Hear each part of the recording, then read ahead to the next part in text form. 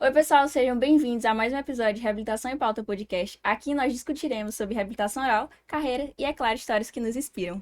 E hoje o episódio é super especial. Vamos contar com a presença de uma doutora que é referência na odontologia e que tem uma trajetória incrível. Nós estamos falando da professora doutora Bruna Oliveira Reis, graduanda em odontologia pela Universidade Estadual Paulista, Unesp, mestra em dentística restauradora pela Universidade Estadual Paulista, especialista em prótese dentária pela ABO, doutora em dentística restauradora pela Universidade Estadual Paulista, e com pesquisa desenvolvida na Universidade de Toronto com auxílio CAPES, chefe do Departamento de Dentística do Fox Grupo Educacional, professora convidada no projeto de extensão de clareamento dental da UFP e fundadora e professora dos cursos de imersão BioFlow. Professora Bruna, é um prazer Seja muito ter a bem-vinda. senhora aqui no nosso podcast. Obrigada, É uma honra pra gente. A Com honra é certeza. minha. E para iniciar a nossa conversa, conte um pouco pra gente como foi o seu início na odontologia. O que te motivou a escolher essa profissão? Bom, essa fala já vai ter uma chavinha para a gente cuidar de com quem que a gente anda, o quanto as pessoas ao redor têm influência na nossa vida. Eu estudava num colégio, que era Sistema Ângulo de Ensino, e ele tinha ensino técnico, e aí era obrigatório fazer estágio em alguma clínica odontológica ou algum comércio ou alguma clínica médica, mesmo algum tipo de atendimento ao público onde você pudesse trabalhar fazendo a parte de informática. E aí eu tinha colegas e muitos dos meus colegas tinham pais dentistas. Na minha família, até aquela época, eu não tinha ninguém da área da saúde, muito menos dentista, eu fui a primeira. Eu não tinha ninguém que tivesse feito graduação, mestrado, doutorado, como vocês falaram aí dos títulos, e nem tinha perspectiva de nada disso lá no começo. E nem me imaginava na odontologia. Eu sempre fui muito de ser aquela pessoa na escola que tudo queria participar. Então, qualquer atividade lá no ensino médio, eu queria participar de tudo. E de todas as coisas que eu tinha naquela época, nas disciplinas normais de um ensino médio, eu não conseguia ainda visualizar uma profissão. Mas eu sabia que eu tinha no meu coração assim, o que eu me propor a fazer, eu vou fazer com tanta vontade que vai dar certo. Eu nunca tive pensamento negativo, assim. Eu achava que ia ser mais uma questão de adaptar aquilo à minha realidade financeira, principalmente, porque eu tinha muito colega que tinha muita condição e que não se preocupava com a faculdade porque sabia que podia escolher um curso. Eu já tinha na minha mente assim, eu vou ter que pensar numa profissão que eu consiga passar numa faculdade pública para eu conseguir fazer, ou que eu consiga trabalhar para pagar essa faculdade quando for a hora. E eu sempre fui muito madura desde menina.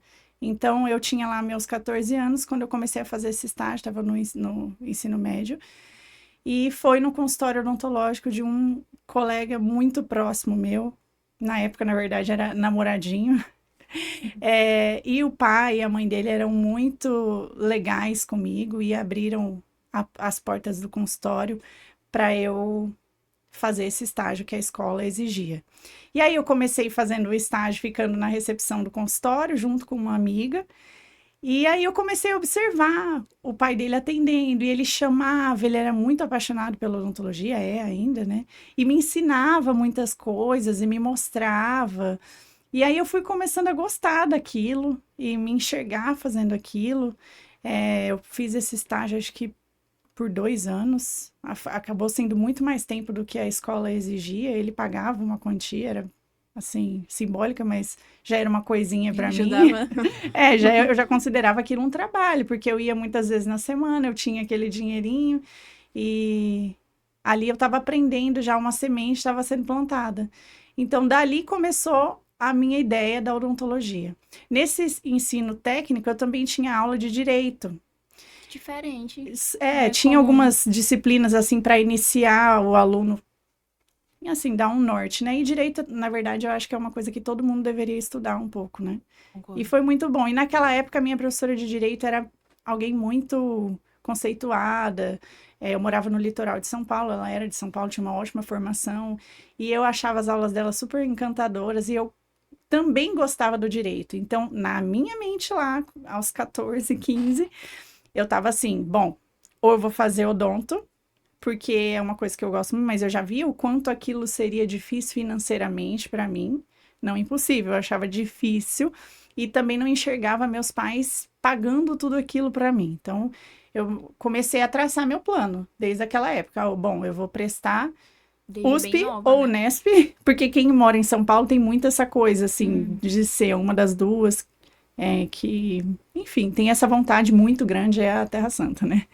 E aí, eu pensei, vou prestar USP, Unesp, Odonto, e se eu não passar, eu vou fazer Direito numa particular, vou trabalhar de dia para pagar minha faculdade à noite, porque é um curso que eu consigo administrar com trabalho. Eu Sim. achava que Odonto já não daria por ser integral e por tudo. Realmente. E assim foi.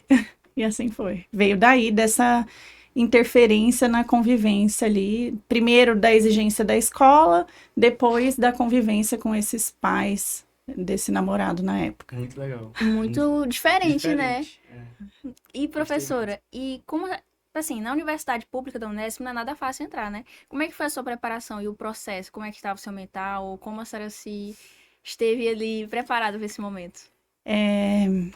Eu morava no Texas, nos Estados Unidos. Eu estava no terceiro, eu fiz high school, morava com os tios lá. E aí, na época, os meus pais separaram e eu sou filha única. E aí eu comecei a fazer já, como eu falei para vocês, eu tinha essa maturidade, eu comecei a fazer conta na minha mente, né? Bom, minha mãe só tem a mim. Meu tio trabalhava numa multinacional de petróleo, mudava a cada 2 anos, mais ou menos, de país. E eu comecei a pensar assim, bom, se eu entrar na faculdade aqui, uma hora meus tios vão embora, eu vou ficar aqui sozinha. Eu quero formar uma família aqui, ou uma família fora, onde meus pais vão ter a dificuldade, a barreira geográfica e talvez financeira para ficar vindo me visitar, e eu também, porque eu estava custeada pelos meus tios. Como é que vai ser essa minha vida aqui, se eu precisar de alguém? Eu quero uma família com as pessoas daqui, como vai ser?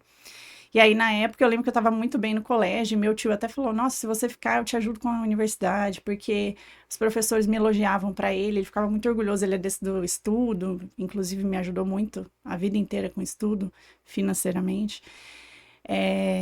E aí, eu lembro que na época, meus pais separaram, e eu pensei assim, não vai dar, eu estava no último ano, né? Não vai dar para eu ficar aqui, eu tenho que estar perto da minha mãe, ela só tem a mim. E eu não sei como é que vai ser, eu não sei se eu abro mão de viver perto da minha família para o conforto de uma vida fora do país, que é um sonho para muita gente, né? Aí eu voltei para o Brasil, e aí, como eu tinha feito o último ano lá, eu já estava despreparada para o vestibular no Brasil, né? Eu estava pronta para o SAT, que é a prova de lá, mas eu não estava preparada para o vestibular USP e Unesp. Aí eu vim direto pro cursinho, fiz 6 meses em São Paulo, no Ângulo Tamandaré, e prestei as faculdades que eu queria só.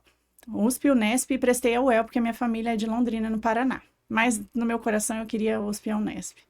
E aí, graças a Deus, eu passei nas duas, mas foi uma fase que eu estudava 24 horas. O meu emocional não estava legal, porque meus pais estavam eu tava, assim, com certeza na fase mais difícil da minha vida, falando emocionalmente, assim. Meus pais não estavam bem, minha mãe não estava bem, e ao mesmo tempo, meu tio na época, eu lembro que ele teve uma conversa comigo, ele falou assim, Bruna, você quer mesmo voltar pro Brasil? Porque eu tava muito bem lá, a diretora da escola chamou ele para falar, elogiar. Eu lembro que na época eu tinha notas muito boas, mesmo não sendo de lá. E aí ele me chamou e falou, você quer mesmo voltar para o Brasil? A decisão é sua. Mas se você voltar, eu vou pagar um cursinho para você, onde ele tinha feito, ele é formado no IME, só que você tem que passar. Tipo assim, junto com a mão estendida veio a cobrança, né? E ele sempre foi muito rígido comigo. Só que eu sou muito, muito grata a isso, porque aquilo me protegeu do problema que eu estava vivendo, porque o meu foco em fazer dar certo e retribuir aquilo que ele estava fazendo por mim, ele e minha tia, obviamente, me desligava um pouco da minha vida pessoal, que estava um caos. E muito, muito me machucando, assim. Então, eu mergulhei 100% nos estudos e, graças a Deus, deu certo. Todo domingo minha tia me ligava, e aí, Bruno, simulado? Tá indo bem? Você tem que passar, hein? Porque era um cursinho, um dos mais caros em São Paulo. Era caro também para morar no pensionato que eu morava para estudar, que era na frente do cursinho. Então, foi bem, assim, uma época de muita dificuldade, Turbulência, né? muita cobrança, mas eu soube reagir à cobrança. Uma característica minha é que quem me conhece lá na minha cidade, onde eu morei, no litoral de São Paulo, deve pensar, nossa, eu não sei como ela conseguiu, porque quem via a minha realidade via o quanto de problemas, assim, eu teria, quantas desculpas eu teria para não ter ido tão além, sabe? Então, eu me considero muito, muito, muito privilegiada e vitoriosa por onde eu consegui chegar, considerando a minha vida como era, assim. Eu não fui uma pessoa... Na minha adolescência, por exemplo, meus amigos tinham pais que assinavam revistas muito legais, que na época era legal assinar revista, televisão, enfim, eu não tinha acesso a essas coisas, mas eu era muito interessada e eu agarrava cada minúscula chance. E isso me distanciava daquilo que eu achava que poderia ser problema. Então, ao invés de usar o problema como uma desculpa, eu não me sentia vítima e nunca me senti. E mesmo hoje, quando eu lembro, eu falo, caramba, como é que eu consegui, né? Assim, porque tem hora que bate o cansaço da luta na vida, assim, né? Você fica se perguntando por quê, né? Por que eu fiz tanto, assim? Eu exigi tanto de mim, mas... eu nunca tive esse pensamento de vítima e nunca tenho. Por pior que esteja a situação, eu posso até chorar, mas eu não fico me colocando nessa posição de vítima. Não, é assim, o problema tá aqui, o que eu posso fazer para resolver? Como é que eu resolvo o problema? Como é que eu mudo minha realidade? O que eu vou atrás do sim. E foi assim, consegui passar na USP e na Unesp, então aquilo ali já foi o primeiro sim da vida para mim, né? Assim, ai meu Deus, mesmo sendo de uma educação que não era a melhor para me colocar nessas faculdades, eu fiz o que eu tinha que fazer, em 6 meses de cursinho eu consegui passar nas melhores do país e tô aqui. Então agora eu vou dar o meu sangue para continuar sem nenhuma reprovação, o que era muito difícil na minha faculdade. Muita gente ficava de DP, que a gente chamava, que é dependência, né? E eu passei, graças a Deus, com notas boas, nunca fiquei de recuperação em nada, por pior que estivesse minha vida pessoal na época. Quem vê assim nem imagina, né? Não, eu não tenho cara, eu não tenho cara, eu não passo exatamente. energia, é aquele meme. Ninguém acredita que eu tô lisa porque eu não passo energia de volta. Eu sou mais ou menos esse meme, assim, ninguém acha que eu passei por tudo que eu passei, não. Inclusive minha melhor amiga fala, amiga, você devia escrever um livro, porque eu realmente passei por coisas muito pesadas, assim. Eu conheço pessoas que passaram por coisas semelhantes, não tão ruins, e estão, assim, se envolveram com droga, com coisas muito pesadas, se ancorando no que tinha acontecido de ruim, assim. O que eu não julgo, porque pode acontecer, né? Sim. Mas eu fico orgulhosa de mim por ter conseguido, obviamente que não com a minha força, eu enxergo que era Deus em tudo, sempre foi, Com certeza, muito interessante.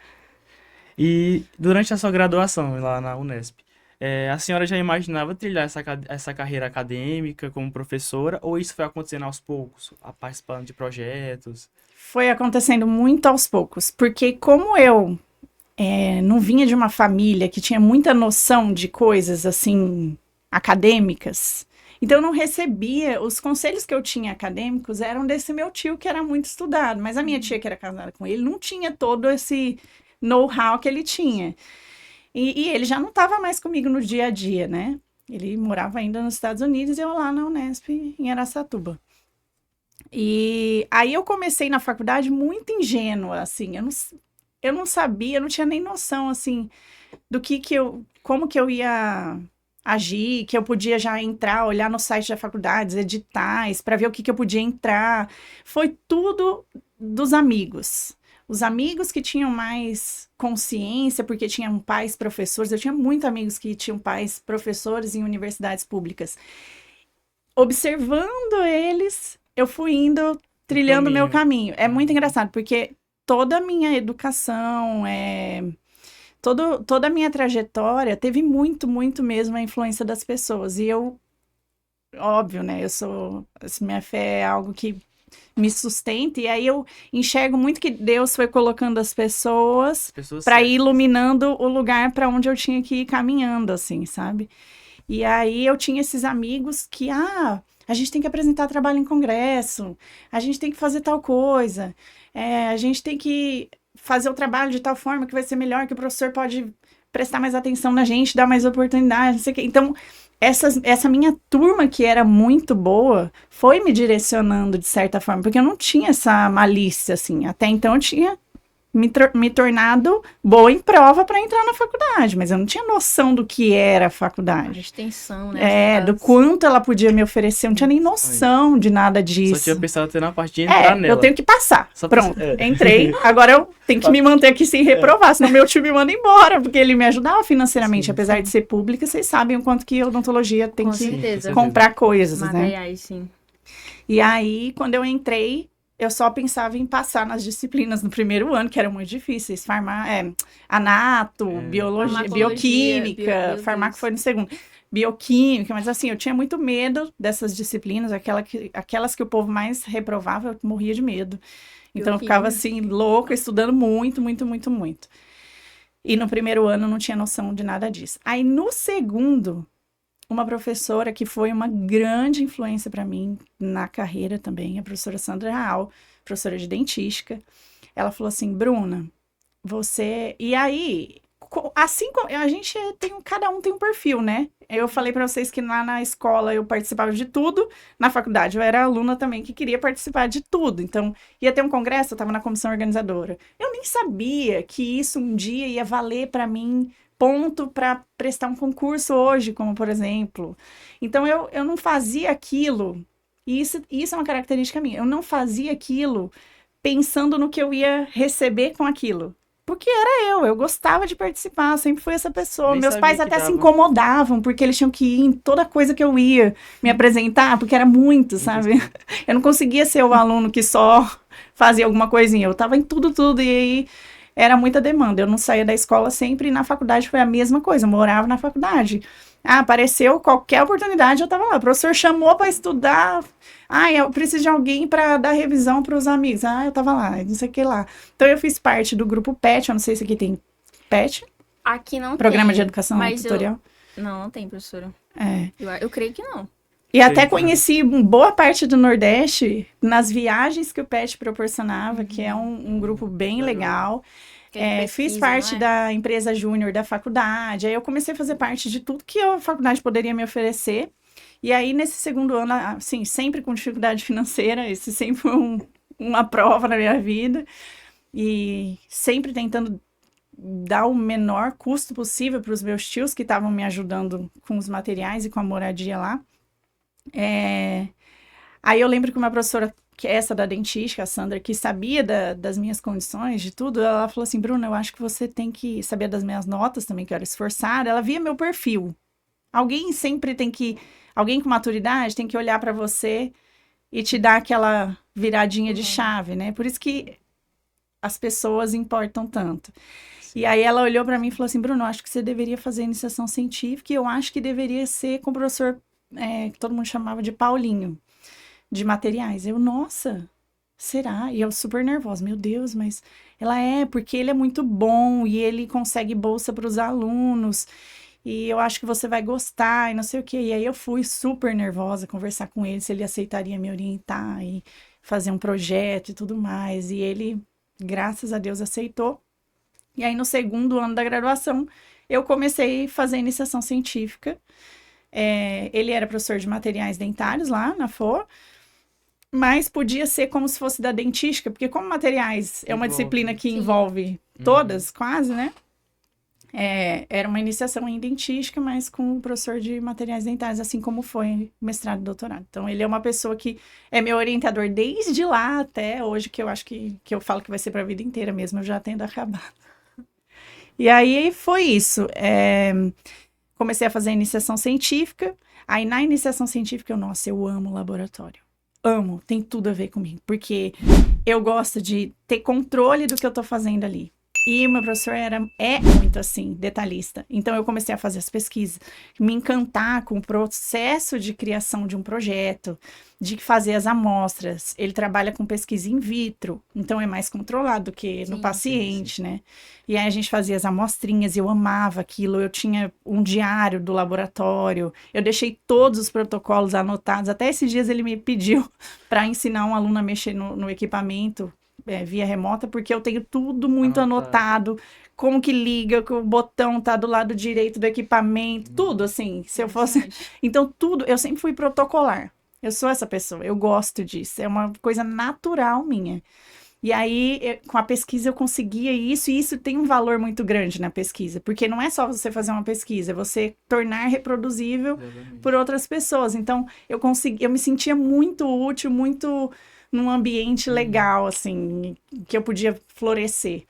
Então, eu comecei a gostar de pesquisa aí, só que fiz balé, gostava de me apresentar, sempre fui muito ativa na escola, como eu falei para vocês, participava de toda a apresentação. Eu desfilei, eu tive uma época de modelo, então eu não tinha problema em aparecer em público, mas eu tinha um problema em falar em público. Porque eu carrego muita responsabilidade. Eu acho que o que sai da boca tem muito que ser útil para quem está ouvindo, tem que abençoar. Então eu já tinha essa responsabilidade e isso me deixava muito, muito, muito nervosa. E de decepcionar quem estava me ouvindo, principalmente esse orientador que estava me dando tantas oportunidades, enfim. E aí, junto com a iniciação científica, vem a cobrança. Eu tive bolsa FAPESP, que é a melhor bolsa no estado de São Paulo, e aí tinha a cobrança de apresentar os resultados do trabalho, né? Sim. E você ser um bom aluno que tem, além da nota alta, você apresenta, que você leva o fruto daquilo para toda a nossa comunidade da odontologia. Então, aquilo foi me forçando a me expor. Eu já tinha tudo bem ficar em pé em frente às pessoas e estar lá, mas falar um resultado de uma pesquisa que envolve uma equipe, um orientador, aquilo para mim era assim, meu Deus, eu tenho que fazer isso muito bem. Então, eu me pesava, nem era meu orientador, eu tornava aquilo ali muito, muito puxado. Mas foi nessa exposição, nesse negócio sofrido, eu tinha que tomar Rivotril, às vezes, porque eu ficava com tanto nervoso que antes de me apresentar eu tinha que vomitar. Quem me vê dando aula hoje nunca acha que eu era desse jeito, porque eu não fico nessa tensão, nessa coisa. Hoje é uma coisa muito mais natural para mim. Mas eu passava muito mal, nossa, passava mal mesmo. E aí isso me acompanhou até o mestrado. Aí no mestrado já muda um pouco, né? Você se sente ainda pior, porque você tem uma banca de todos os professores ali da sua área te assistindo, tudo doutor, pós-doutor, chefe de departamento, as pessoas que você mais admira e respeita naquele ambiente, né? Te avaliando, te escutando, Você não né? faz mais apresentação para outras pessoas que você nem, tipo, num congresso. Às vezes você não conhece a banca. São pessoas que você quer fazer bem feito para agradar, assim, de qualquer jeito, né? E aí aquilo era bem difícil para mim, mas aquilo me moldou demais. E aí quando eu entendi, porque no começo eu tinha aquele receio de eu tenho que decorar isso daqui. Como que eu vou falar? Um seminário no mestrado de meia hora. Meu Deus, meia hora? Como é que eu vou falar meia hora? Hoje eu tenho dificuldade em falar meia hora porque eu acho pouco tempo. Mas na época, meu Deus, eu só consigo falar 5 minutos de uma apresentação. 10, meia hora não vai dar certo. Eu tenho que decorar muita coisa.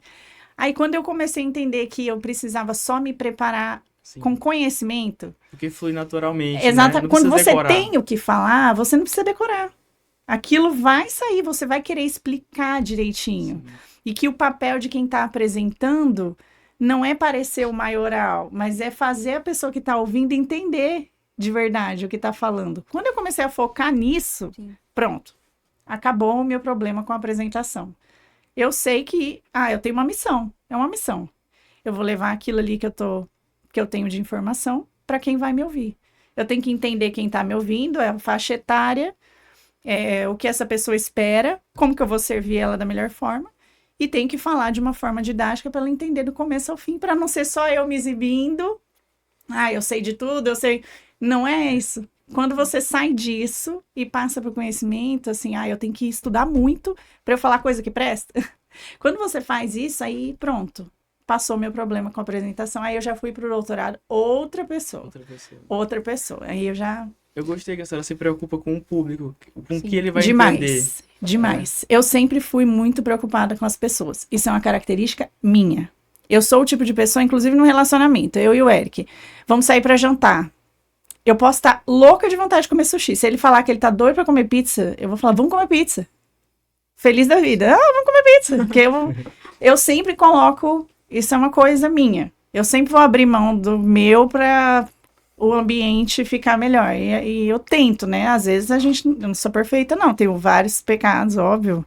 Tenho meu dia chato, insuportável, mas eu sou esse tipo de pessoa. E aí, quando eu comecei a focar mais e mais em ser bom para quem estava ouvindo, Sim. eu me tornei uma pessoa que fala melhor. Adorei ouvir isso. E eu gostei que a senhora, em muitos momentos da vida, em todos os momentos, na verdade, aproveita passar por cada fase. Sim. Aproveita as oportunidades. Então, isso eu acho de muito, muito valioso. Eu falei para vocês que eu gravei um podcast com a enfermeira obstetra que fez meu parto, né? Sim. Ela me ensinou uma coisa, porque vocês sabem que um parto natural é algo muito difícil para a mulher, né? Você tem que ter um mental muito forte para conseguir, porque a sua vontade de desistir o tempo todo, aquilo tá doendo muito, muito, né? E aí ela me ensinou uma coisa, ela falou assim, que eu acho que serve para vocês, para todo mundo. Bruna, um parto, você tem que se imaginar no mar, com uma onda bem grande vindo. Se você tentar furar a onda por cima e lutar com ela, ficar de frente com ela, você vai se machucar, você vai engolir mais água, Quando vem essa onda grande, você tem que mergulhar. Porque se você passar por baixo, você sai bem melhor. É bem mais fácil eu não sei se vocês já viveram isso no mar, né? Quando vem a onda, se você passa por baixo dela, ela passa muito mais leve por você, do que se você tentar ir de frente com ela. Ela até te empurra para trás, se você ficar duro ali, rígido, tentando lutar com ela. Então, no parto, quando vinha aquela contração, aquela dor muito forte, eu tinha que me entregar para aquela dor, porque quanto mais eu me entregava, mais acontecia a dilatação rápido e mais eu ia me aproximando do fim daquela dor. E isso na vida é assim também. Quando você está passando por um processo difícil, se você ficar lutando contra ele, ele vai se repetir na sua vida várias vezes, porque os processos, eles vêm para ensinar alguma coisa pra gente. Sim. Então, e por que toda vez minha vida amorosa acontece tal coisa? Você está precisando aprender alguma coisa com aquilo ali. A situação está se repetindo para você se moldar. Quando você conseguir passar de fase, aquilo lá já vai deixar de acontecer. Então, eu entendi isso. Eu já tinha um pouco dessa noção sem ter ouvido essa frase. No meu parto, ela falou isso e hoje faz muito sentido para mim. Então, quando tem uma coisa difícil ali, eu sei que aquele setor é onde eu preciso focar para evoluir, assim, para... isso aqui tá difícil, isso aqui tá querendo me ensinar alguma coisa. Sim. Eu tenho que mudar alguma coisa assim, e eu começo a me observar, ao invés de culpar as pessoas. Por exemplo, o namorado, traiu, a culpa... Sim. Então, eu vou sempre em mim. Eu não tenho esse perfil de estar culpando o próximo, não. Inclusive, eu muitas vezes me culpo muito mais do que deveria. Mas, enfim. Nossa, muito reflexivo. Inspirador. Inspirador também. Exatamente, professora. Com certeza a gente vai sair daqui mudado. Muito. A senhora citou a questão da sua oportunidade de realizar o doutorado, né? Na universidade, o doutorado de sanduíche na Universidade de Toronto, no Canadá. E como é que surgiu essa oportunidade? E quais experiências isso lhe agregou? Isso é... Bom, vamos do começo. Como é que surgiu? O Eric, eu já era casada. Eu casei um pouquinho antes de entrar no doutorado. Eu já era casada e o Eric queria fazer curso de inglês fora do país. Então, a gente já tinha se organizado para ir para o Canadá, para passar um mês para ele fazer o curso de inglês lá. Então a gente foi, tava super empolgada, e eu já era fluente, ele tava fazendo curso, então eu pensei assim, bom, e eu estava no doutorado, né? Quem tá no doutorado com bolsa em faculdade pública sabe que não pode ter vida pessoal. Você tem que prestar conta de cada coisa que faz. Então eu conversei com o meu orientador na época, falei, professor, o meu esposo quer fazer curso de inglês no Canadá. Será que eu consigo, nesse tempo que ele tá lá, ir para a faculdade da Universidade de Toronto e ficar fazendo alguma coisa, nem que seja acompanhando uma professora ou alguma coisa?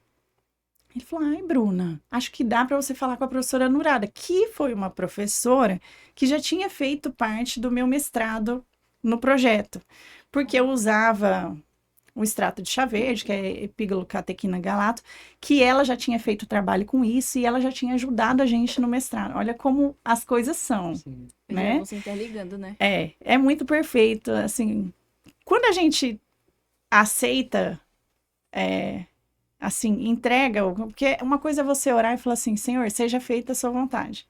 Mas aí quando a vontade de Deus é feita, a gente não aceita. Opa. Assim, Quando você aceita e vai andando em direção a essa vontade, as coisas se encaixam muito bem. Por mais que a gente não entenda na hora, depois fica muito claro. E hoje fica muito claro. Então eu fui lá, fiquei um mês com ele. Mandei mensagem para a professora antes de ir se eu podia visitar a faculdade nesse tempo que ele estaria lá. Ela, claro, com certeza, me colocou em contato com algumas alunas que faziam trabalho junto com ela na faculdade, que eram inclusive brasileiras. E aí eu mandei e-mail e eles me receberam muito, muito bem. Então, nesse tempo que ele estava lá, eu ficava indo assistir palestras na faculdade, ver o laboratório, ela me apresentou tudo, me levou para almoçar, ela foi, assim, maravilhosa. É uma pessoa que eu gosto demais e respeito demais. E aí, eu estando lá, abri um edital da CAPES, o CAPES Print, para fazer o doutorado de sanduíche. Acho que, eu não lembro exatamente, minha memória não é das melhores, mas eram pouquíssimas vagas e era algo muito difícil, porque era algo assim, o professor que ia te receber na faculdade de fora tinha que mandar uma série de documentos para o Brasil, falando que queria que você fosse, uma carta de interesse da faculdade de fora, tudo, o currículo do quem ia te orientar lá fora, um termo de responsabilidade dessa pessoa. Aí você precisava, isso os documentos que precisaria para se inscrever. Sim. Precisava já ter a pontuação do doutorado, que era uma pontuação alta. Você já tinha que ter feito um número de disciplinas X que pontuasse um valor que era alto para você conseguir concorrer. Eu não podia estar no primeiro dia do mestrado, eu tinha que estar já há um tempo. Do mestrado não, do doutorado, desculpa. Tinha que o currículo do meu orientador ser bom, essa faculdade de fora ter esse interesse que eu fosse, e eu tinha que ter uma prova de proficiência em inglês com um valor super alto. Era assim, quase gabaritar o negócio, porque era muito alto. Meu Deus. Então era muito difícil para os colegas concorrerem, porque precisava de muita coisa. Tinha gente que tinha o currículo, mas não tinha contato com alguma faculdade de fora.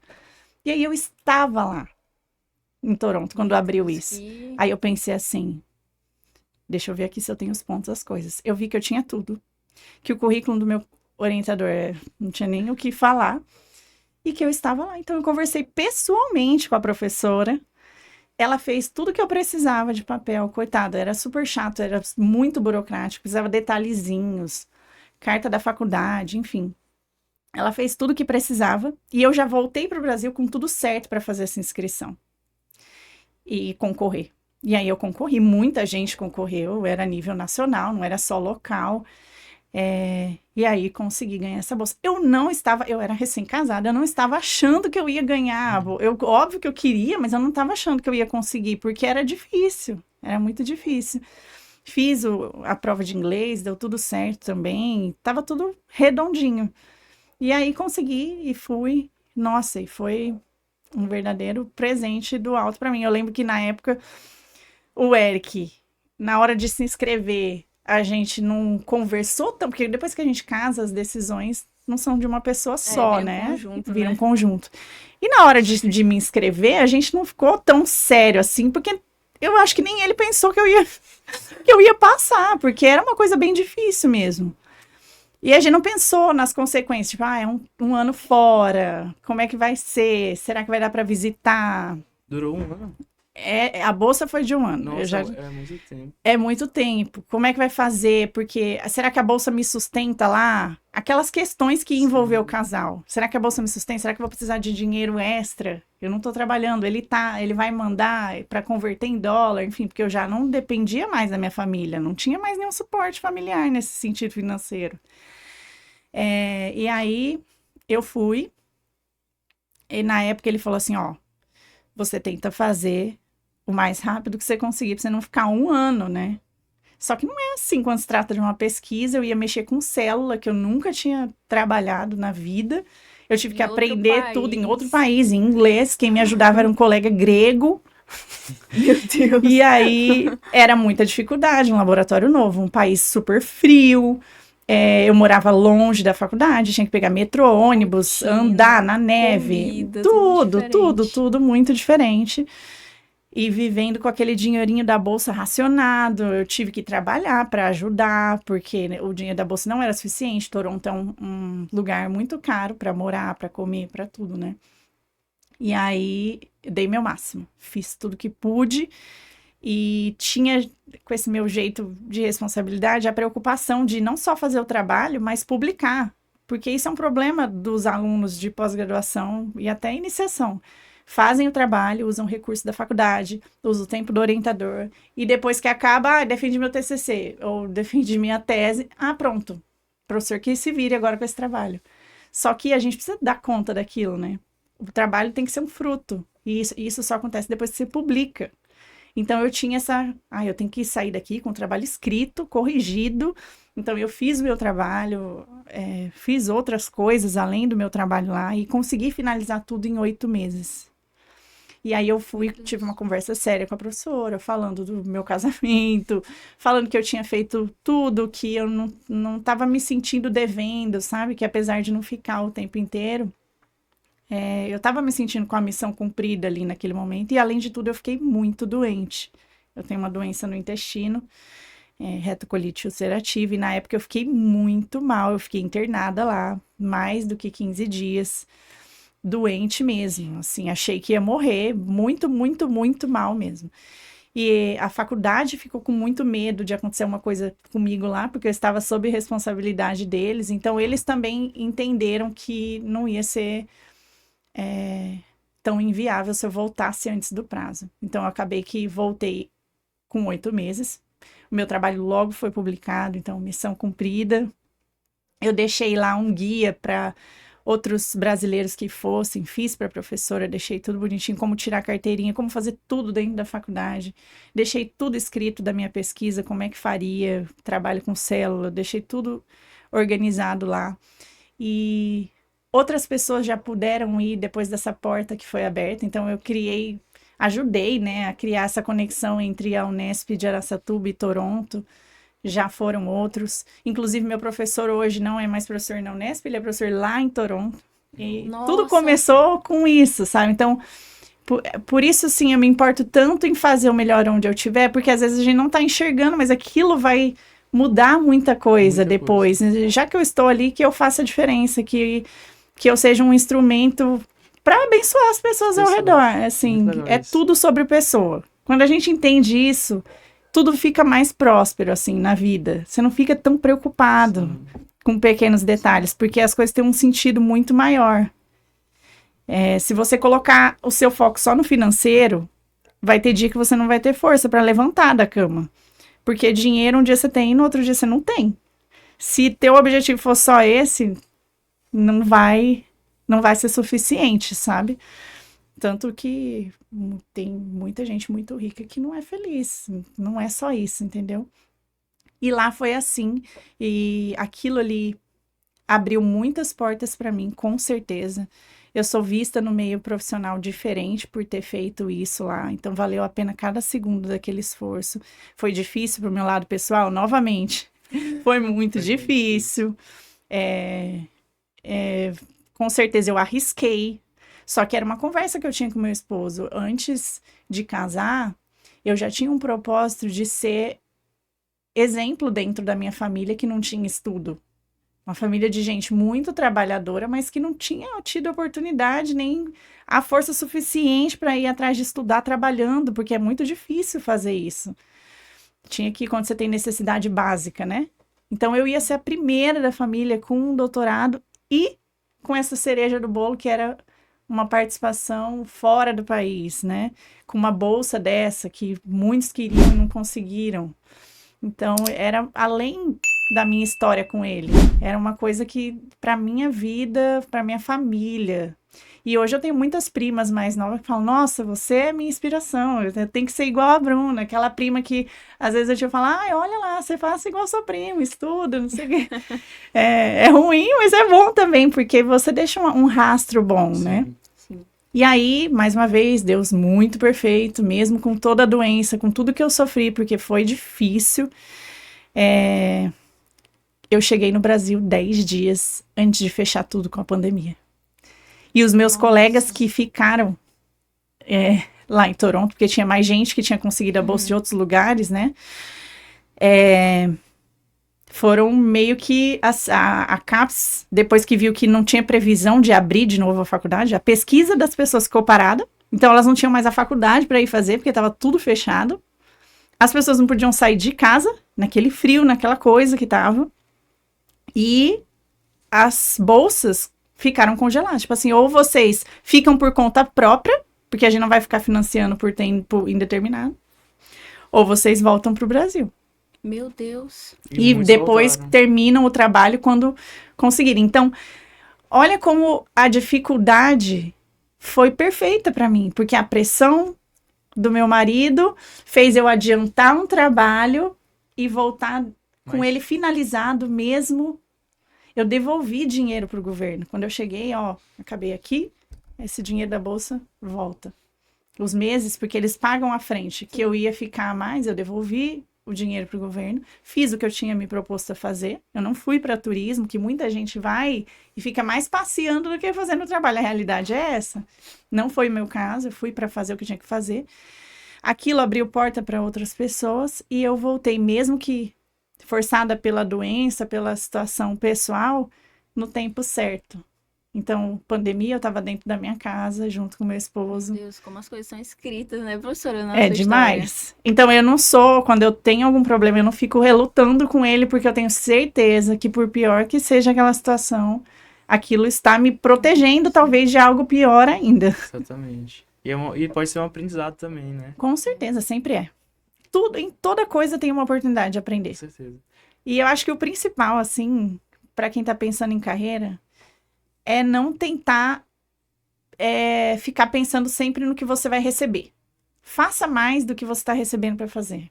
Isso que vocês fazem, da liga, a forma como vocês se dedicam, e eu vejo isso, assim, como algo que vai diferenciar muito vocês. Porque o professor já pensa, nossa, esse aluno é interessado. O que eu puder fazer para ajudar, eu vou. É uma lei da reciprocidade, assim. O que você está fazendo, de alguma forma, vai voltar, ainda que você não enxergue aquilo ali no momento. Então, fazer sempre a mais, sem ficar pensando. Tem gente que tudo se sente explorada. Ai, o professor mandou eu ir lá na clínica dele, eu tenho que pagar Uber, fazer não sei o quê. Ai, não quero. Tá me explorando. Então, quando você tem essa mentalidade, tá sempre sendo explorado, de vítima, isso Acaba aí perdendo te oportunidades. priva de muitas coisas. Verdade. Muitas De muitas coisas. vivências também. Muito, muito. Com certeza. Tem que ir assim, tipo, eu tava lá. Meu marido não queria que eu estivesse lá. Eu tava ganhando uma bolsa que não dava. Ou eu ia desistir, como já teve gente que ganhou bolsa e desistiu, voltou pro Brasil, queima o orientador, a pessoa que te recebe, tudo fica Vixe, altamente fica desconfortável. Sim, É. imagina. Ou eu desistia, ou eu ia atrás. O que eu fiz? Trabalhei de madrugada. Trabalhei de madrugada, limpando cadeira de roda em asilo, em Toronto. Fiz muita coisa. Eu lembro que o brasileiro, que era o chefe do pessoal que limpava as cadeiras, falou assim, não queria me chamar porque ele achou que eu não ia corresponder à altura limpando as coisas lá, porque eu tinha todo uma titulação, tipo assim, eu era muito formada para aquele cargo, né, de limpar. Mas no final trabalhei muito e aquilo me ajudou, paguei um monte de conta, porque recebi em dólar, e só que eu fiquei exausta, né? Porque eu trabalhava de madrugada e ia pra faculdade de dia. Chegava em casa 4 da manhã, saía 9 da noite, chegava às 4 da manhã. Muito cansativo. Deus. Muito. Fora, porque na faculdade não é só você chegar. Não, tinha muita pesquisa. Sim, Muita e, coisa. não, e tem outra coisa, é um frio, né? De Muito. menos 38. E os Mas horários, você sair na neve de madrugada. e os horários de lá é totalmente diferente dos horários do Sim, Brasil. Então, é. conciliar Tudo. A vida era pessoal um era muito- pesadelo. Mas Mas deu certo. a gente sempre tem duas opções. Ou Sim. chora ou vende lenço. É verdade. Então, dá o mesmo trabalho ser vítima e o mesmo trabalho se esforçar. E aí eu nunca gosto de estar nesse lugar assim de as pessoas, oh, coitadinha. E depois eu conto o que aconteceu, igual eu tô fazendo agora. Uhum. Mas nunca que no momento eu ligava pra minha família pra falar do que realmente estava acontecendo, assim, né? Muito, foi. muita batalha. É, muita. Muita- Professora, e muita. para os alunos que sonham em seguir essa carreira intercâmbio internacional, a senhora tem alguma dica para Pra se se preparar preparar. ou e aproveitar bem o momento? Primeiro básico, sempre, sempre dê o seu melhor na tua missão principal, que é a faculdade. As tuas notas importam. Então começa com isso. Não adianta querer estar em todo evento apresentando se você não está conseguindo dar conta das disciplinas básicas que são o teu currículo. Então, se dedique lá na faculdade, se preocupe em ser um bom profissional, a base vir forte. Aí você vai nos extras, porque também não adianta se enfiar em um monte de extras e se perder do teu objetivo principal. Entra nos extras e que isso venha sempre para te agregar, não para te atrapalhar. Cada um tem suas limitações, também não é sair se enfiando em tudo. Para onde você se enfiar, você fazer a diferença. Fazer bem feito. Fazer bem feito. Se vai ser 1 ou 10 trabalhos, tanto faz, mas faça bem feito. Não entra só para ter uma coisinha a mais. Inclusive, pensando no currículo, que o seu currículo seja coerente. Por exemplo, o meu orientador não permitia, porque para você ter bolsa, você precisava ter muitos trabalhos publicados. Uhum. E para as equipes conseguirem bolsa para todos os alunos, acabava que, por exemplo, se a gente aqui é uma equipe, eu coloco o teu nome no meu trabalho, você coloca o seu, e aí a pessoa fica com 10 trabalhos num evento, sendo que apresentou um, fez um. Meu orientador nunca permitiu isso. Você vai ter nome em trabalho que você realmente participar. Na época eu lembro que eu falei, nossa, mas assim ele me bloqueia, tá todo mundo fazendo isso e ganhando bolsa na minha frente, porque eu não consigo ter essa produção tão alta, eu nunca vou conseguir ser igual essas pessoas que têm tanto, porque ele não deixa a gente fazer isso. E na época eu lembro que nós orientandos dele, ficamos assim, nossa, que chato, né, assim. Mas hoje, gente, isso faz todo o sentido pra mim. Se você pegar meu currículo e me perguntar sobre qualquer trabalho meu que tá lá, eu sei te responder sobre aqueles trabalhos, porque eles importam. Eu fiz, eu participei. Não tem nada que meu nome tá lá no papel aleatoriamente. Não é encher linguiça. É mais importante você ter coerência, porque o teu currículo te representa, do que ter volume. Verdade. Pensando Interessante. na verdade.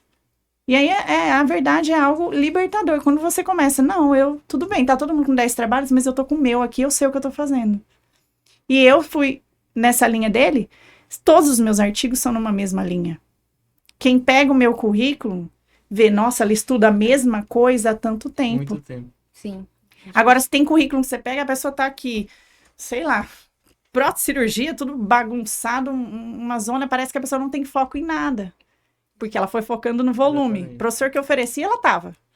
Eu gosto do seu currículo, porque eu já vi, porque é uma evolução. Tem desde Sim. do mais básico É uma até história. o mais É uma história verdadeira. Assim, Eu não engano ninguém ali. E isso é muito bom. Isso dá uma Muito. paz muito grande. Se eu entrar num concurso, se eu fizer qualquer coisa, é pautado na minha verdade. sim, Eu não tô enganando ninguém. Eu não tenho medo da colheita, porque eu tenho certeza do que eu plantei. muito bom. Foi bem difícil, mas eu tenho certeza ali do que eu fiz. Isso é uma paz que nada vale. Nada vale você deitar sua cabecinha lá, ai, hoje eu dei o meu melhor. Pode ser que não foi o melhor igual de outra pessoa, mas é o meu melhor. Muito bom. Interessante, professora. E hoje, né, a senhora é chefe do departamento de dentística e coordenadora dos cursos de especialização. E o que mais lhe motiva na questão de estar na educação e formar especialistas? Hoje, para ser bem sincera, é o que eu vejo em rede social. assim, coisas que eu acho até criminosas. Que eu acho até criminosas e tem muita informação, mas tem muita informação sem qualidade. E aí eu vejo que falta muita gente boa. Por mais que todo mundo fala assim, nossa, odonto não é uma profissão muito difícil, tem uma concorrência muito grande. Meu pai mesmo, quando eu abri o consultório, ele, nossa, por que vocês abriram um consultório aqui? Tem 18 consultórios aqui só nesse, sei lá, ele ficou assim, meu Deus, como é que vocês vão fazer? Mas eu nem tenho medo dessa concorrência também, porque eu falo, tá, tem muito, mas eu só atendo aqui no meu. E as pessoas que vão vir por mim, elas vão vir por mim, confiando no que eu tô fazendo. Eu não atendo em todos esses, então eu não tô preocupada com o que o outro tá fazendo. Enquanto professora na especialização, o meu objetivo é esse. Na verdade, 3. 1, que o meu aluno seja o melhor que ele puder. Que ele desenvolva essa mentalidade, porque é a mentalidade, de ser melhor mesmo, não por ele, pelo paciente que ele está servindo. Então, 1, o aluno se tornar melhor. 2, para ele servir melhor aquele paciente que ele vai atender, porque o que eu mais tenho dó é quando chega um paciente para mim que eu vejo que perdeu um monte de dente, que entrou num caos oclusal por erro dos colegas que atenderam, sabe? Eu me sinto, de certa forma, culpada como professora. Eu tenho uma responsabilidade de formação. Sim. Então, às vezes, por exemplo, facetas em paciente que não precisava, desgastou esmalte, paciente só quebrando o dente com problema sério de gengiva, enfim. Quando eu vejo essas coisas, é uma responsabilidade que me chama. Eu tenho um papel na sociedade com isso, eu tenho que ajudar. Tem que ser diferente. Os profissionais a terem consciência para que os pacientes, que são o objetivo final, sofram menos, porque eles não têm noção do que está acontecendo. Então, no final das contas, é por eles. E aí, além disso, o terceiro, eu falei para vocês que eram 3 objetivos, é deixar um legado, porque eu não vou ser dentista para sempre. Então, eu preciso ter gente boa também para atender minha família, minha filha, os filhos da minha filha, Que lindo, professor. todo mundo. Eu não tenho objetivo de ser a dentista melhor do mundo e de ser o centro da odontologia, não. Eu tenho interesse em fazer o meu melhor, contaminar as pessoas com isso, para que mais pessoas sejam melhor atendidas no consultório e que isso fique aqui para toda a comunidade, meus filhos, enfim, que todo mundo se beneficie disso de alguma forma. Muito legal esse pensamento, porque falta Realmente. hoje em dia, né? Porque os profissionais, eles se preocupam mais no financeiro. Exatamente. No financeiro e postar E postar, coisas... Sim, exatamente. aí isso é uma coisa que eu ando toda a aula que eu posso, que eu vejo que o aluno está interessado em alguma coisa além do só o dente, né? Eu falo, gente, eu sei que existe uma pressão do marketing. Existe uma pressão do marketing. Se você contrata alguém para te ajudar com isso, porque a gente não é do marketing, né? A gente está tentando cada vez mais melhorar nisso, porque já viu que é um caminho sem volta. Mas somos profissionais da saúde, não da propaganda. E aí, e isso é em primeiro lugar. Sim. E aí, eu tento falar para os alunos, primeiro, gente, ser, depois aparecer. Não tem como você formar hoje e já querer colocar na tua bio que você é referência, não é referência de nada. Nada ainda. Então, quando você for, automaticamente você vai sendo colocado em um lugar de referência. Totalmente. Exato. Então, ao invés de investir em aparecer, em roupa cara para ficar tirando foto, em carro que te mostre que você já é de sucesso, investir no celular mais caro para verem que você tem esse celular, que aí você deve ser um bom dentista porque tem esse celular, invista em cursos, invista em ser melhor. Quando você for muito bom, o teu paciente não tá nem aí pro carro que você estacionou lá no teu consultório. Ele vai em você para resolver o problema. Eu quase não faço marketing e tenho uma agenda boa. Eu não tô preocupada em mostrar todos os meus casos, até porque nem é tudo que eu acho respeitoso mostrar. Você quer que o seu dente cariado fique lá exposto para todo mundo ver? Você quer que o teu sorriso feio, que você acha feio, que você se sente mal, fique lá para todo mundo ver? Tem gente que tudo bem. E aí tudo bem, a gente mostra por finalidade didática, para alguém saber o que a gente faz. Mas pensando em saúde mental e física, Vou apostar. você quer ir num médico lá, você tá com um problema sério, se sentindo mal com aquilo, e alguém usar isso para ganhar dinheiro? Então, eu tenho um limite, sabe? Eu tenho um limite. Apesar de ser muito cobrada, de aparecer, muito aluno, colega, chefe até, apareça mais, fale mais. Eu tomo muito, muito, muito cuidado, porque eu acredito muito que a resistência vai se dar melhor no final. Eu admiro muito esse lado ético. É muito, muito interessante. Porque E- falta muito também. Exatamente. As pessoas postam foto de outras na internet sem nem. Sem nenhum cuidado, Se nenhum preocupar medo, com né? aquela- É igual É. empresa. Eu já recebi muito convite de empresa. Ai, posta aqui do nosso material, não sei o quê. É material que eu não uso, que eu não indico. Então, não, Não. eu não tenho interesse. Mesmo que eu vá ganhar dinheiro com isso, porque eu não tenho interesse em ganhar dinheiro com mentira. É simplesmente isso. É igual o contador. Em algum momento, um contador na vida profissional de vocês vai falar, ó, não dê nota fiscal de tudo. Porque você vai pagar muito imposto, você não vai conseguir sobreviver no mercado. Mas eu tenho uma conversa muito séria com Deus, que se for para eu ganhar dinheiro mentindo, sonegando, eu não quero ter esse negócio. Eu não quero ter esse negócio. Então, que Deus abençoe o meu trabalho pautado na honestidade, igual tá na Bíblia. Dai a César o que é de César. Se eu tenho que pagar imposto pro meu país, ainda que o meu país seja inteiro corrupto e esse imposto seja sobrenatural de errado, eu vou ter que dar um jeito de cobrar mais do paciente para isso cobrir o imposto caro. É a vida. Mas eu não vou sonegar. E isso é uma coisa minha. Já recebi muito conselho. Ai, compra material mais barato. Você tem que baratear o custo de alguma forma. Eu não consigo trabalhar dessa forma. Eu quero fazer o melhor ali. Então, é caro? Depende, o que é caro, né? Eu tô fazendo o melhor que eu posso ali. E tentando sobreviver ao mercado, que vocês vão ver que empreender é bem difícil. Muito legal. Mas é graças à odontologia que eu tenho tudo que eu tenho hoje. Que são coisas que eu enxergo como coisas de muito valor. Todas essas experiências, tudo. Inclusive meu marido, que foi através da odontologia, tudo, né?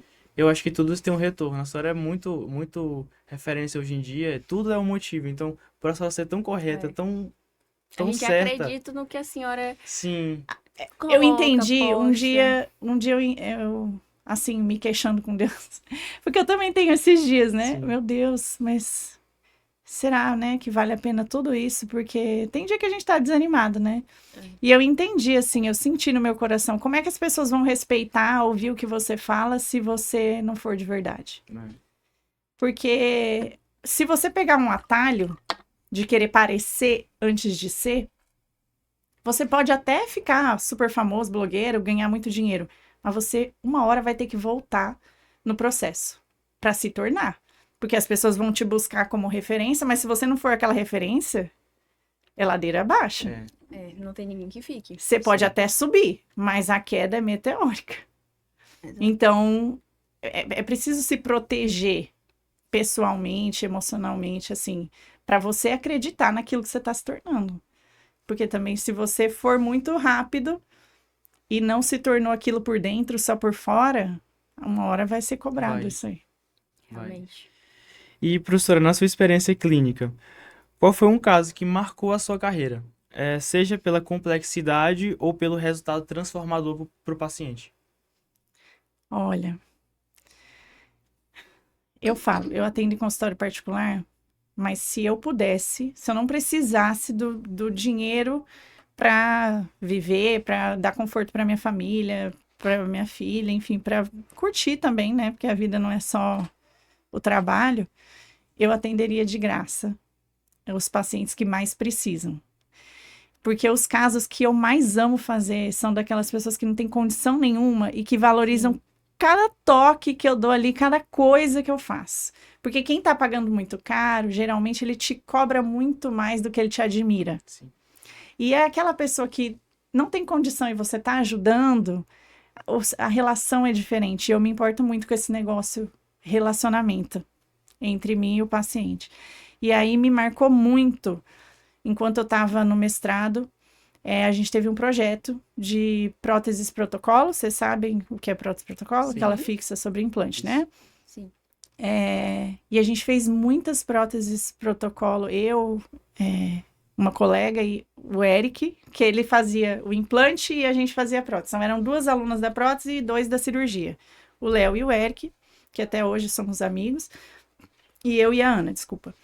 E aí, a gente fez muita prótese protocolo para uns pacientes que eram totalmente desdentados e que até hoje eu recebo muita mensagem de carinho daqueles pacientes que não conseguiam comer, não conseguiam sorrir, porque a pessoa sem dente, às vezes a gente fica muito focado em detalhes de estética, mas alguém que, gente, a boca, ela ajuda com funções vitais, relacionamento, alimentação, respiração.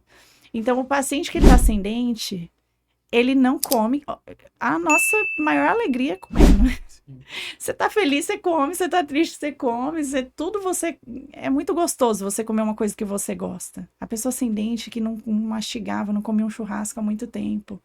Ou que não conseguia ter um namorado. Ou que era maltratado por neto, por parente, porque estava desdentado, não queria que mostrar para amigos, enfim, são muitas consequências de uma boca sem dente. Então, esse projeto, a gente fez muitos protocolos, eram muitos pacientes, foi um projeto que eu aprendi muito profissionalmente e de casos que mais me marcaram, assim, na vida. Graças a Deus foi no mestrado e aquilo ali já me mostrou, nossa, eu sou dentista para isso aqui. Para isso aqui. Óbvio que eu gosto de trabalhar com estética, eu sou especialista nisso, mas não é o que movimenta meu coração, assim, com mais vigor, não. É a odontologia da vida É esse real. sentido, exatamente. É a reabilitação. Muito legal. Essa é a parte da reabilitação que mais me chama a atenção. É porque você cria uma coisa com aquele paciente que não dá para explicar. E, assim. professora, e é tão bom a gente poder devolver isso, entendeu? A gente saber e conseguir Essa é a nossa fazer essência. isso. O ser humano, ele veio para servir. Quando você não gosta de servir as outras pessoas, tem gente que não gosta de fazer nada por outros. Tudo se sente explorado. Quando você não entende que a gente veio para isso, para servir, você fica sem propósito, sem sentido. Quando a gente serve, a gente é muito mais servido do que tá ajudando aquela pessoa, porque ele te dá nossa, vim para isso. Que bom, quero fazer mais disso. Aquilo ali te... Aí você conseguiu unir isso a ganhar dinheiro, meu Deus. Muito bom. É perfeito. É perfeito. E quanto melhor você fizer, mais você vai ganhar. Verdade. É natural. E, professora, e relacionado ao futuro da odontologia, o que você enxerga como tendências nos próximos anos na dentística, sendo material ou relacionado a outra parte? Célula-tronco, que já tem Sim. muita Inclusive na coisa. endodontia também. Sim. A revitalização Foi pulpar. quase o nosso tema sim. de TCC. Então eu vejo aí que a gente tenta copiar Deus, né? A gente não quer um material semelhante à dentina, a gente quer uma dentina de verdade, né? Então eu acredito que um futuro vem aí a partir de descobertas com célula-tronco. Também materiais com funções biológicas, tipo biovidros, plasma, coisas o laser, que acabam induzindo respostas biológicas muito boas, levando à formação de tecido ali naquele lugar onde foi perdido, porque não é mais querer colocar algum material onde tinha um tecido perdido, é querer regenerar aquilo ali, né? Então eu acho que o caminho é esse. Tentar diminuir a quantidade de material e induzir a formação de dente de novo ali. Esmalte Muito dentina. interessante. Muito interessante, professor. Eu acho que esse é o futuro, realmente. A odontologia, ela tá em constante evolução. E até um tempinho atrás, ela era muito reduzida. E hoje em dia, muitas áreas que não tinha nada de estudo, hoje em dia estão bem complexas. Então é muito... Estão sendo Olha criados quanta até gente mais. evoluiu, né? Muita evolução em pouco É tempo. muito rápido, é muito rápido. E aí, outra coisa, toda essa evolução começa lá na clínica.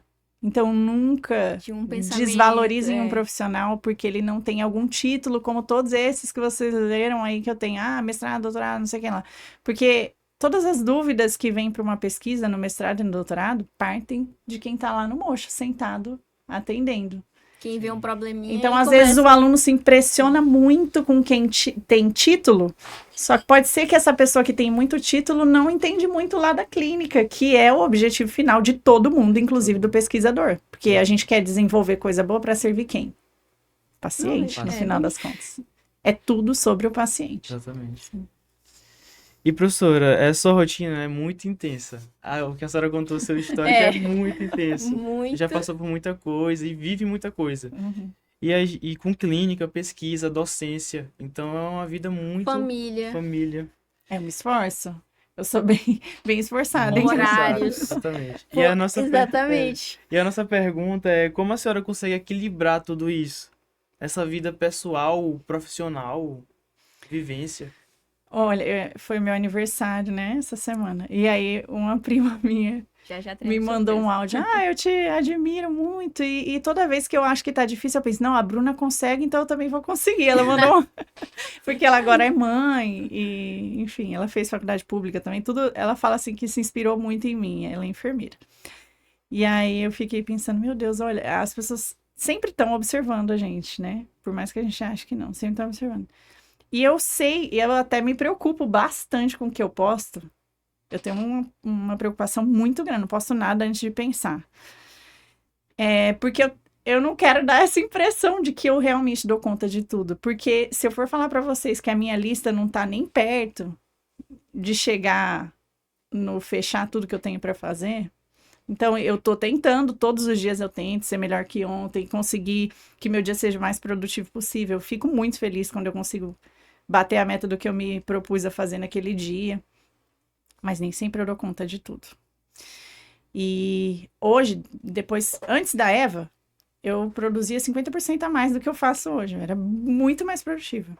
Hoje, eu largo tudo para priorizar a minha família, se for necessário. Então, eu mudei a ordem de prioridades. E é assim normal na vida, né? Hoje, a prioridade de vocês é a faculdade. E a prioridade vai mudando. E eu acho que o equilíbrio vem partindo daí. Se você constantemente reorganizar a tua lista de prioridades. Então, eu tenho minha lista de prioridades, eu tenho meu plano do dia.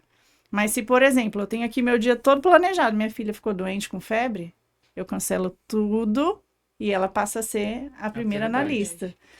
E assim é o meu jeito de dar conta mentalmente. Sabendo que eu tô fazendo o meu melhor dentro daquilo que eu considero mais importante. Então, ter listas. Eu sou essa pessoa de listas e de ir tentando cumprir ali como eu gostaria que cumprissem comigo, se eu estivesse esperando de alguém Inclusive, alguma coisa. professora, assim que eu comecei a lhe acompanhar no departamento, eu desenvolvi mais esse meu lado de organização. Que bom, que bom. A senhora me inspirou Eu nessa fico parte. feliz quando consigo Muito bom. fazer alguma coisa de bom. O João, minha dupla, ele sabe que minhas coisas, o meu, Sim. tipo assim, o meu planejamento é, se eu vou fazer, sei lá, uma restauração, alguma coisa, tem que estar aqui, tá tudo alinhado.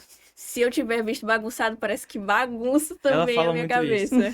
Claro, onde tu aprendeu isso aqui? Não, foi a professora Bruna que me ensinou. Gente, é desde a graduação. Eu e as minhas duplas, a gente... quando eu vou ser auxiliar, você é a melhor auxiliar. Você não vai fazer nada. Eu vou lavar teu material, eu vou fazer não sei o que lá. Eu fazia tudo porque eu queria ser a melhor auxiliar.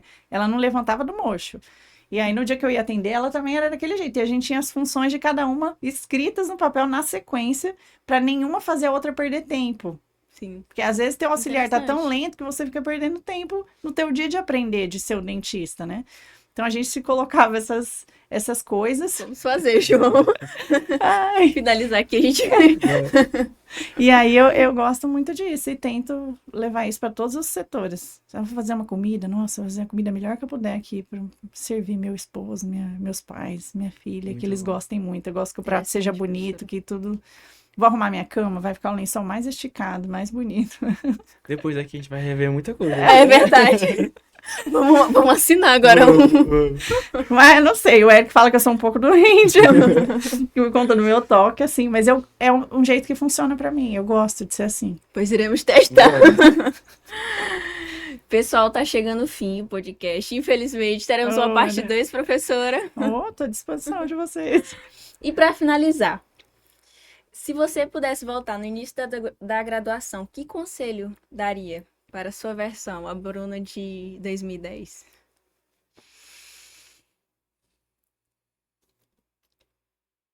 Ai, ai. É porque eu tenho tanta consciência de que eu fiz o melhor que eu podia, mas eu sei que sempre dá pra melhorar, né? Acho que eu me aconselharia a ficar mais atrás ainda dos meus professores, dos meus mestres, assim. Eu ficava muito preocupada com o conteúdo e não extraía tanto da experiência deles profissional, assim, do que eles tinham para me passar de sabedoria. Porque conhecimento precisa passar pela experiência para virar sabedoria de vida. O conhecimento é uma coisa, você lê um livro de odontologia é uma coisa. A sabedoria só vem depois que você aplica aquele conhecimento. Então, eu era muito preocupada na graduação de adquirir conhecimento. Eu queria o mais que eles pudessem me passar de conteúdo. E talvez eu tenha deixado um pouco de lado a sabedoria. É o extra que o professor só dá para o aluno que fica atrás. E isso é verdade, eu falo como professora. Quanto mais o aluno fica atrás de você, mais ele acaba extraindo coisas que você deixou de falar na aula, de fazer, não por falta de vontade, mas às vezes por tempo, às vezes por achar que o aluno não está tão interessado. Então, eu acho que eu teria ficado mais atrás dos meus mestres, buscando essa sabedoria, para eu talvez ter sofrido um pouco menos no processo. Muito legal o conselho. Nossa, Vamos fazer professora. agora. Vamos. A gente Vamos lá, reventando a gente. nossa Vou vida. ficar atrás da professora Bruna agora. Virar diligente. Eu vou. Falando nisso, professor, um ponto importante. Sobre a questão, né, que a senhora tem uma comunidade. Como surgiu essa ideia? Num devocional. No devocional? Num devocional. Eu entendi que assim como um carro precisa ser abastecido de combustível para andar, antes de começar o meu dia, eu precisava me abastecer de Deus para encarar os desafios, porque eu acredito muito no mundo espiritual.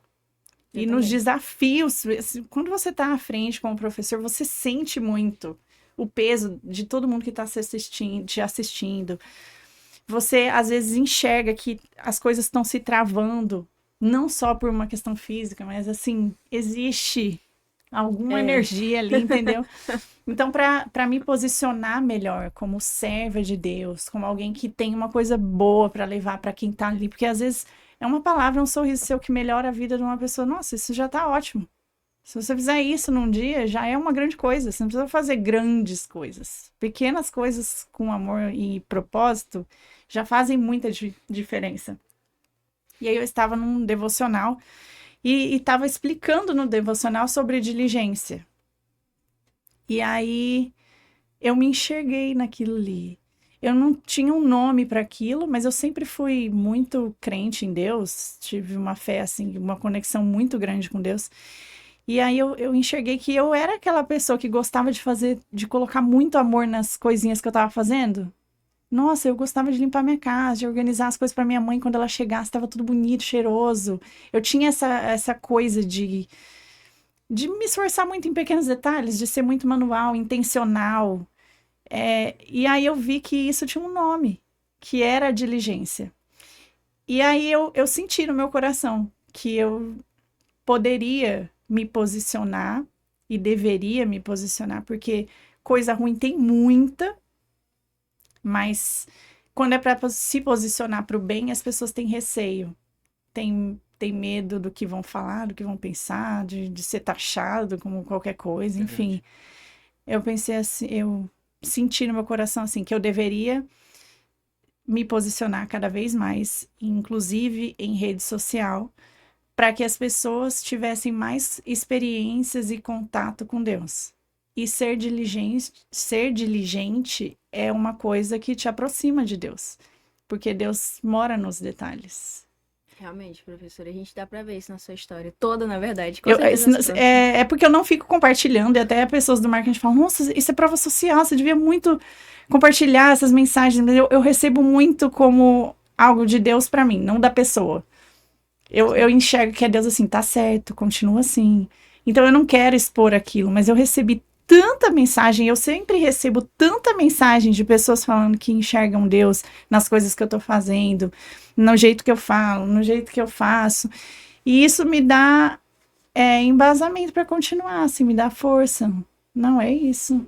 É essa pessoa que eu quero ser, porque eu sei que a terceira idade com fé em Deus um dia vai chegar, então eu não vou ter mais beleza, eu não vou ter mais vigor, eu vou ser menos ouvida, mas eu quero ser lembrada por esse tipo de coisa. Não por ter sido a pessoa mais rica ou a pessoa... Enfim, eu quero ter feito coisas significativas. E eu tenho que fazer isso agora, né? Começa hoje, começa...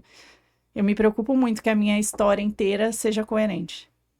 Muito legal. Interessante, professora. E em nome da nossa liga, nós gostaríamos de agradecer a sua presença. E trouxemos aqui, fiquem, pessoal, que nós trouxemos um presente. Ai, meu Deus. Que inclusive, né, foi seu aniversário. Eita. Então é um E, ó, presente. Professora aqui, abra com carinho, que foi muito pensado obrigada. nos mínimos detalhes para a senhora. Ai, meu pai. Vamos ver a Vou mostrar reação. para os curiosos. Eu espero que a senhora goste, professora. Ai, gente, eu amo cacau. Eu amo chocolate. Hum. Pode me oferecer o doce que for. Mas que eu gosto mesmo é chocolate.